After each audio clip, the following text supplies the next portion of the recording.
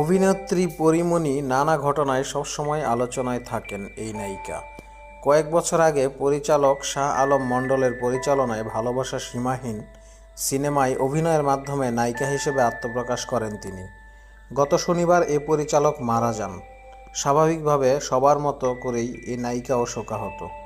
এখন তিনি নানু ভাইয়ের মৃত্যুবার্ষিকী পালন করতে গ্রামের বাড়িতে রয়েছেন।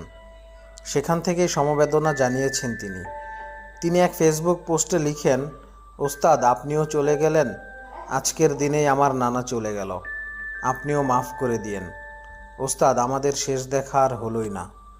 সামাজিক যোগাযোগ মাধ্যমে পরীমণি পরিচালকের সঙ্গে একটি ছবি ভক্ত অনুরাগীদের মাঝে শেয়ার করেছেন। সেখানেই তিনি এই আবেগঘন ক্যাপশন লিখেছেন।